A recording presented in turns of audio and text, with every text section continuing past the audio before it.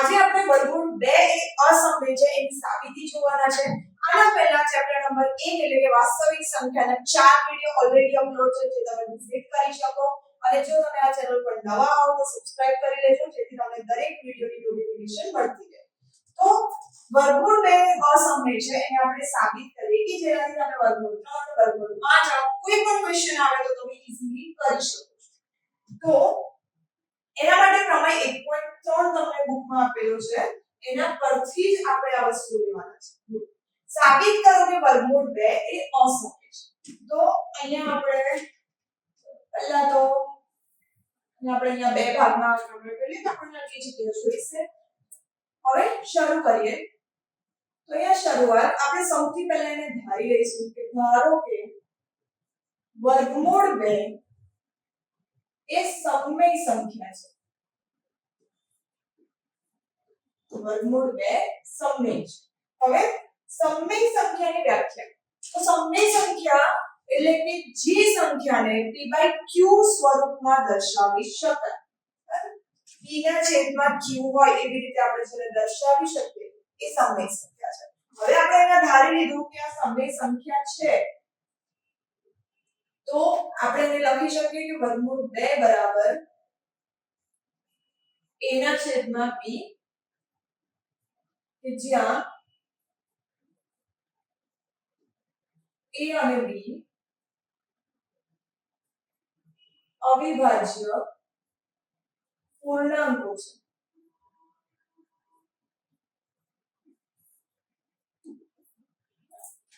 a અને b અવિભાજ્ય પૂર્ણાંકો છે. એટલે અવિભાજ્ય સંખ્યા કે જેમાં 1 સિવાય કંઈ પણ સામાન્ય નથી કે જેનો ગુસા 1 છે એવું આપણે અહીંયા દર્શાવ્યું. બરાબર. હવે ચલો આગળ વધીએ. તો અહીંયા જો b છેદમાં છે આપણે બીજી બાજુ લઈ જઈએ એટલે ગુણાકારમાં જાય તો વર્ગમૂળ 2 b બરાબર 1. હવે બંને બાજુ વર્ગ કરો.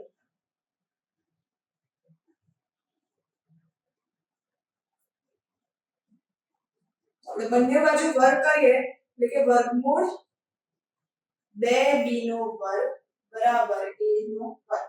અહીંયા વર્ગમૂળ 2 નો વર્ગ એટલે 2b² બરાબર a². બે ગુણાકારમાં છે બીજી બાજુ જશે તો ભાગાકારમાં જશે એટલે a² / 2. હવે જો અહીંયા તમે કશું જો કે a² ના છેદમાં 2 અને અહીંયા છેદમાં કંઈ જ નથી.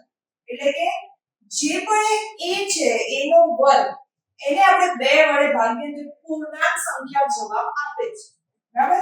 એટલે આપણે અહીંયા લખીએ કે 2 એ a² નો અવયવ છે. તો આ તો પ્રમેય 1.3 કે છે કે જો કોઈ પણ અવિભાજ્ય સંખ્યા એ a² નો અવયવ હોય તો એ a નો પણ અવયવ હોય એટલે કે એના વર્ગમૂળનો પણ અવયવ હોય જ. તો અહીંયા આપણે કે 2 એ a નો અવયવ છે. તો અહીંયા સુધી ક્લિયર કે આપણે એને સૌથી પહેલા સમમેય તરીકે ધારીશું. સમમેય સંખ્યા એટલે પછી તમે a ના છેદમાં b લખી શકો. b બીજી બાજુ જશે ગુણાકારમાં જશે બંને બાજુ વર્ગ કરશો એટલે 2b² બરાબર a². તો b² બરાબર a² ભાગ્યા 2. તો અહીંયા 2 એ a² નો અવયવ છે અને સેમ 2 એ a નો અવયવ છે. બરાબર. હવે આપણે આગળ વધીએ કે જ્યાં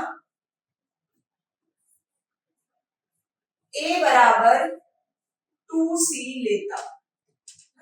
તો a ની જગ્યાએ આપણે 2c લઈ લઈએ. હવે સેમ બંને બાજુ વર્ગ કરતા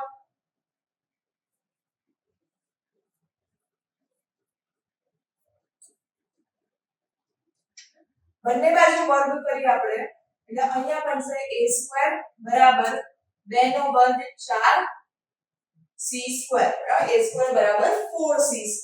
હવે જો તમે સેમ a² આપણે અહીંયા દેખાય છે તો અહીંયા હું તમને અહીંયા આપણે સમીકરણ બતાવી દઈએ છીએ. તો આ જે સમીકરણ છે a² બરાબર 2b² એની કિંમત આપણે અહીંયા મૂકીએ.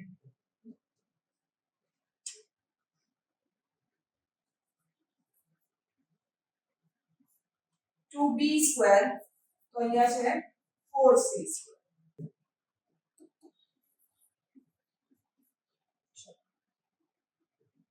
આગળ વધીએ આપણે તો અહીંયા 2b² 4 ગુણાકારમાં છે, બીજી બાજુ જશે તો ભાગાકારમાં.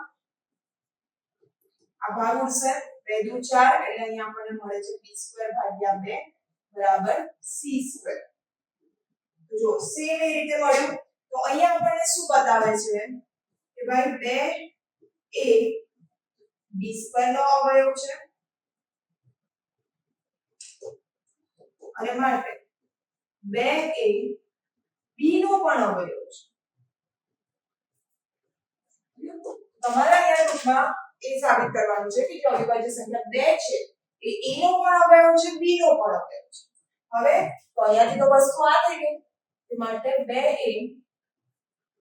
એ a અને b નો સામાન્ય અવયવ છે.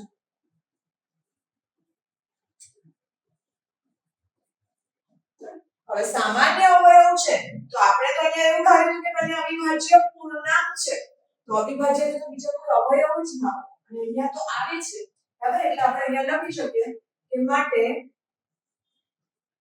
a અને b એ અવિભાજ્ય પૂર્ણાંક નથી. એટલે આપણે જે ધાર્યું હતું એ ખોટું છે, માટે આપણી ધારણા ખોટી છે. હવે આપણે શું ધાર્યું હતું કે વર્ગમૂળ 2 એ સમય છે. હવે આપણી ધારણા જ ખોટી છે માટે અહીંયા વર્ગમૂળ 2 એ અસમય સાબિત થાય છે. વર્ગમૂળ 2 એ અસમય સંખ્યા છે. તો આ થયો તમારો ક્રમાંક 1.4. વર્ગમૂળ 2 એ અસમય છે.